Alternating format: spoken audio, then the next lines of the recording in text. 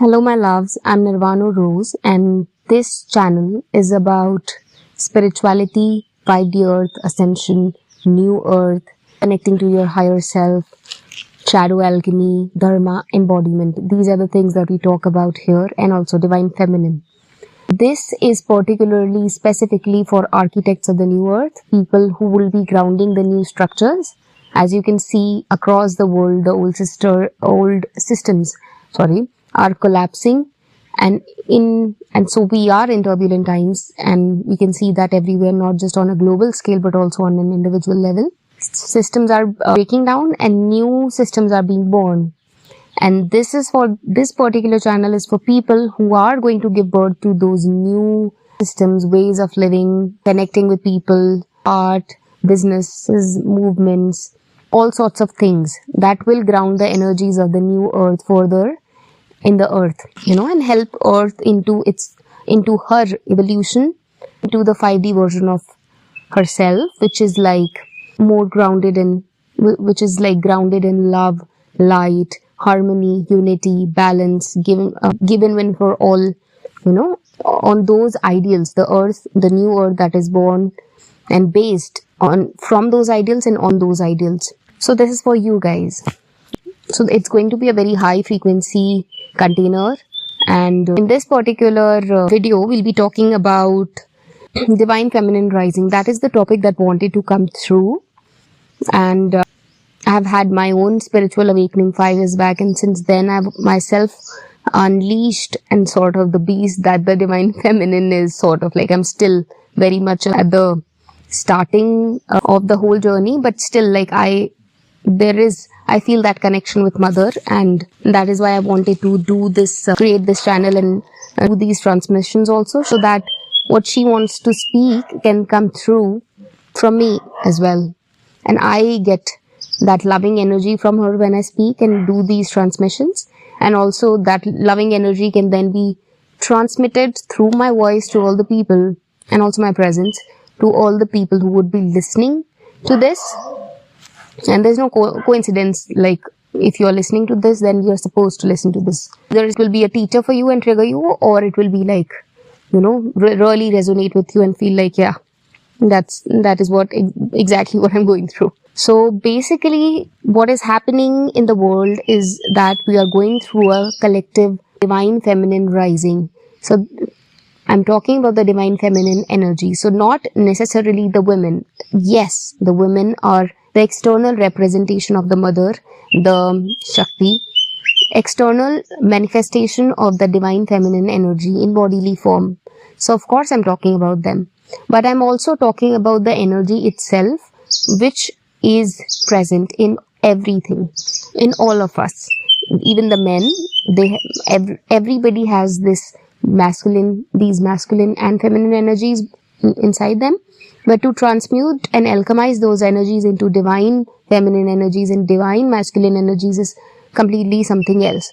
And in this channel we are talking to those people who are doing the work on themselves and who are stepping into their purpose, looking at their demons, facing their shadows, and transmuting their shadows and stepping into their light and power and purpose. So I think this is rightly said by Mother. All of this makes a lot of sense to me as I'm recording this So what is this divine feminine rising is happening on a global scale. So what is also happening inside us, because as above so below, inside also, since we are also a full universe within, and the external Earth also reflects what is inside us, we are also going through an inner divine feminine rising. And what does that mean? That means that a lot of issues that we have around our femininity, be it men or women, and clearly this is just not the one lifetime you've had. I can testify. I have done a few regression sessions and I have connected to my past in that way. And and since time is also an illusion, so they are like lights right now that you can connect with and get guidance from. But that's just a story for another time. The thing is that even in the past lifetimes, or whatever version of you that wants to come through and are relevant on your divine feminine awakening journey, which is which all of us are going through in our own little way, in our own little universes. So the issues that are coming about are related to all the things in collective pains, also collective pains, but also personal pains. First, you work on the personal pains, and then you keep transmuting them till it becomes something that you would feel like, I've never experienced this in my physical life, in this life, and still I have this such a traumatic response every time, maybe a man speaks to me loudly, though nobody has ever, yelled at me in this life. Just giving a random example that just popped in my head. So basically now these are the things that we're working with. So now spirit is telling us to see where have we suppressed our femininity, where have we judged our femininity.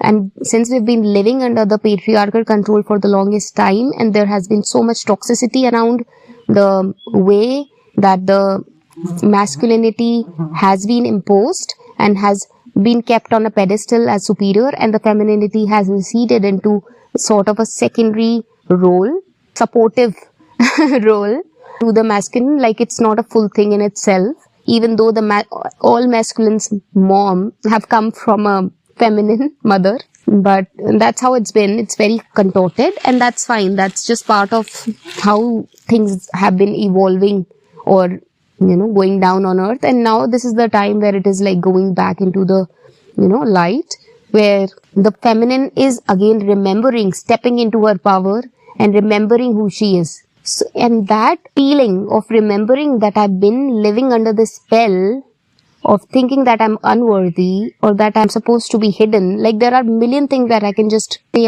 from the top of my head, things that I have personally had to deal with in terms of my inner feminine feeling, like even connecting to that aspect inside, even connecting to my intuition. Can you imagine a woman not connected to her intuition, not connected to her wisdom, not connected to the voice inside her head that knows everything, the mother that guides her moment by moment, that knows her highest path? Can you imagine? Like, I can only imagine now, but I've lived this life for like 24, 25, 27 years. Like, I'm 29 now. But I had my spiritual awakening 5 years back, and that time I realized that I've been living like an inner masculine. Even though I'm in this feminine body, I've been living like a man. And all the principles, all the characteristics of a man, and that too like brutally distorted versions of them, of course, that was just supposed to be the way I was supposed to evolve. But now, as I'm stepping into my divine feminine aspect and just, just dancing with her joy and beauty and love and power and all the things that the feminine is about, the softness and the love and the healing and the nurturing and the care and the guidance and the wildness, I'm slowly opening my dimension of that. And that's what I want for all of you as well. This is the time that a good actionable exercise for everybody who's listening to this, and to do this exercise over and over again would be even better, is to write about,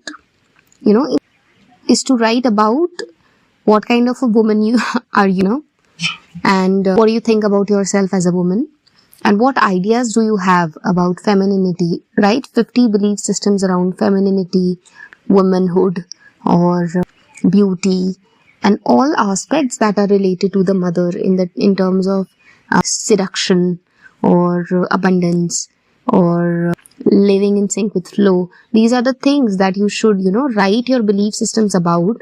Just take a page, write abundance, and write all your beliefs about abundance. And because it's a feminine energy, abundance is the energy of Lakshmi. I'm Indian, so I know. But like, even maybe outside also, the energy is flowy and moving and like water-like, which is primarily an element of the feminine. So I think that is the exercise that wants to come through, and that should reveal to you a lot of the beliefs that you have around femininity, a lot of toxic ideas that you might have picked. You'll be surprised by the time you reach to the 50th belief system or the idea that you might have. You'll be so surprised and shocked the level of ridiculousness there is, and that you're still holding on to. Like, there's still a subconscious part that believes it to be true, like it's living as an independent energy person.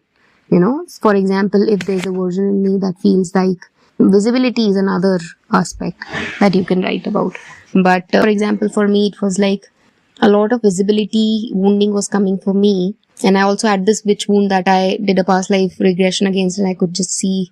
Maybe that's a topic for another time. That would also resonate with almost all of you, I feel. Most of you, for sure. But the thing is that the feminine aspect that I was suppressing within me, because I was sort of running a race that was designed for men, in a way that was in a game that was designed for men, and I was trying to outshine men in their game that did not even serve them, in that rat race of the ambitions and cutthroat competition and just pushing everybody back to get to the top. And those were sort of the that was the training I got from my father. And like, whatever I saw, the dynamic that I saw between my father and mother and the women that in my life, and it was just like that being a woman is a sorry state of being. That was sort of like it's like a weakness that you've been put, tagged with at birth, and now you have to lift mountains to prove that you are good enough as a man, and you have to wear clothes like a man, you have to wear shoes like a man, and you have to follow the solar work cycles that men can follow, but for women it's different. Instead of following the lunar cycles, the women are also running the race of 9 to 5s, which is okay. Learn your lessons. If you're there's definitely a reason for it. But the thing is, that whole idea of what a 21st century woman is, it's so incredibly toxic. It's not at all rooted in any of the femininity, the truths of femininity or wisdom of being a woman. And I'm still very much learning how to still tap into that version of me, because what happens with me, I've seen, is though I've done millions of small parts and inner children I've healed around belief systems, I've healed around femininity itself, there's still sometimes I see myself stressing and thinking that it's supposed to be it shows that I am if I'm struggling or stressing, that means that I'm a good person, or I'm efforting, that means I'm a good man, or quote unquote, or I'm a person of value or a person of worth. But that is just the opposite of how a woman has to create, how a woman should live. And of course, I'm not saying no woman should ever have any stress ever.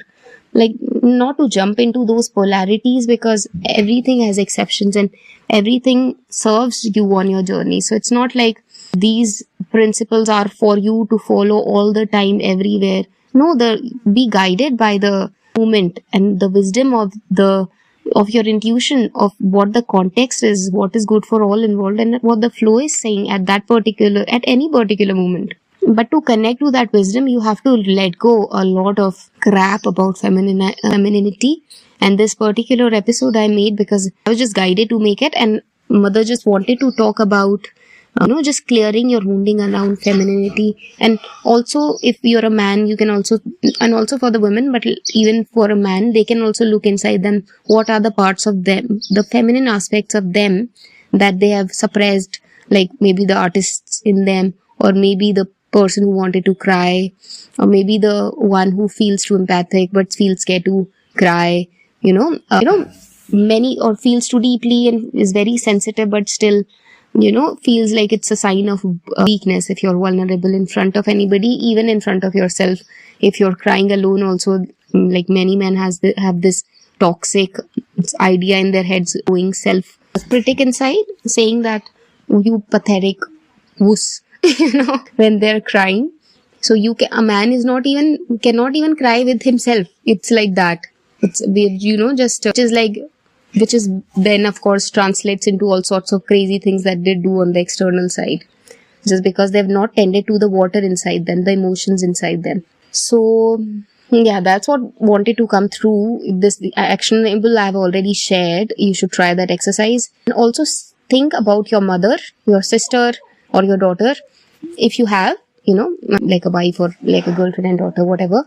And also try to tap into the energy that they have, in the sense that when you think about them, what are the qualities that they have, And that shall, like, what does a woman have? What is that essence that a woman has? What is that core of, from which, which makes somebody, which makes the energy feel like it's feminine, it's flowy, it's feminine, it's abundant, it's moving, it's not stagnant. And also, and we can do this exercise for masculinity also. I'll talk about masculinity some other time, but this time just focus on the femininity and get rid of the crap that you have accumulated from the beliefs around everything, motherhood and everything. I also want to talk about motherhood. I'll make a separate episode about it because I learned millions of lessons on my motherhood journey as well, because there was just so much crappy belief structures around motherhood inside me, and about mothers not earning and being at home. It was so difficult for me in the beginning to take care of my daughter because of those ideas, and because your people around you who think, are supposed to be your guardians and everything, start judging you for being, a woman actually, because they have their toxic ideas and the work that they've not done on themselves. But I was earlier in my spiritual awakening journey, so I was very easily influenced by anything and everything, but not so much anymore. I'm still learning, but now I listen to my heart. I check in with my heart mostly, and when I don't listen to the heart, then of course I pay the consequences. So my faith is also going deeper.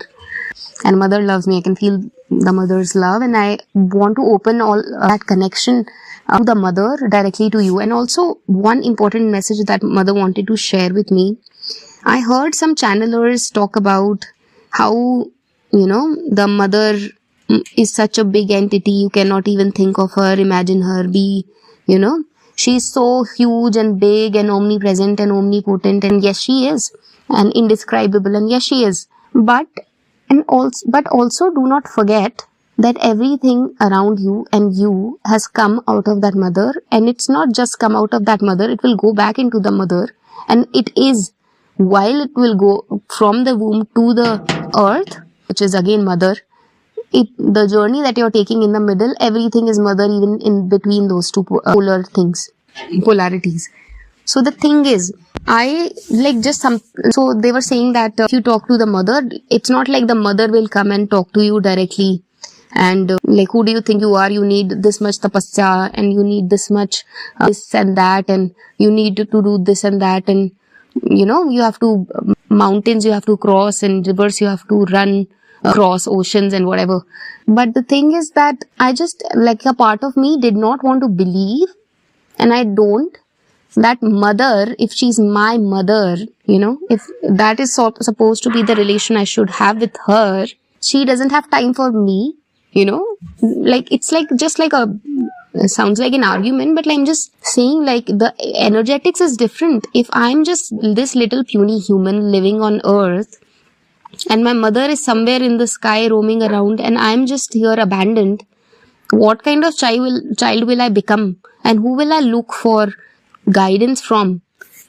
Love and support and care and everything from? Who will guide me? Who will love me? Because all toxicity begins when we start looking for love externally, and think that only externally I can get that from. By looking a certain way or having a certain thought. No, but it's like that connection from that you can just sit here and feel connected to the source of it all, everything around you, the mother earth, the divine mother. I refuse to believe, and it doesn't matter, maybe it's true, it's not true, I don't care, but it is true for me that I know that if I'm mother's child, a mother's first priority is her child, And if I'm my mother's child, and so are all of us, then we can directly relate to mother as our mother, as she's living with us, walking with us. We can touch, we can touch her, feel her presence, we can be with her, and touch her not in that way, but in that sense that we can feel the presence so tangibly that it feels like we are covered in this blanket of love by mother, and we are surrounded by this protective energy, and that everything will be fine. And maybe that is why mother wanted me to share this particular episode also, was to share this particular message, that you can connect to the divine mother not as you will be talking to one of the assistants of the mother, assistant of the assistant. I don't believe in that. Maybe there's a hierarchy and everything, and that's great. I don't care. And I'm thankful to whoever is helping Earth to be the way she is in her ascension, and also the humanity in its ascension. But the thing is that I would urge all of you to relate to the mother as your real mother, as your mother who will never leave your hand, who will always be there for your guidance, who's connected to you 24/7, who's watching through you through everything that is outside, who's always aware of you, who's always has her gaze on you, loving gaze on you, who accepts you unconditionally. What is the definition of a mother? That's why it's very important for you to do the exercise that, what a mother is. Write your ideas about mother, because we have had toxic mothers, and then all those toxic qualities are then projected on the divine mother, and then we wonder what is this hole inside me, and why do I never feel connected to anything? Why do I not feel nurtured, or why do I feel undernourished or malnourished, or like there is no source of any goodness flowing to me, or that nobody has my back? That's happening because you have all these ideas about toxic motherhood. Clear your ideas about motherhood, and then the mother can start revealing to you. She's already revealed. It's not like she's hiding, but we cannot see those aspects. And I've been, for the longest part, not been able to connect with the mother at all. But now, through this whole journey, and also releasing your trauma with your mother, physical mother, biological mother, and all mother figures, or maybe even governments, if you think of governments as your mother in a way. All things that's motherly in your life, and all the hatred or anger or resentment that you have to, that whole idea of a mother has to be released slowly. Do it at your own pace. Nobody is telling you to just, build Rome in one day. And then slowly invite mother, the divine mother. I'm talking about the divine mother, the form of the mother that you feel called to, or whatever resonates. Be open and ask existence for guidance, and then listen intently, and the signs and synchronicities will tell you. But please, also caveat, do not just be blind about guidance from spirit. Also look at the flow and everything, because as we are beginning our journey, there's so much crap inside our head, and it's difficult to tell which voice is coming from which part. Is it coming from a toxic part inside me, a trauma bound part that's looking like it's protecting me, or it is coming from really some higher guidance that will be for the good of all, and where you will not have to force people or commit a crime, or I think that's just like basic common sense, but it's also not that basic, because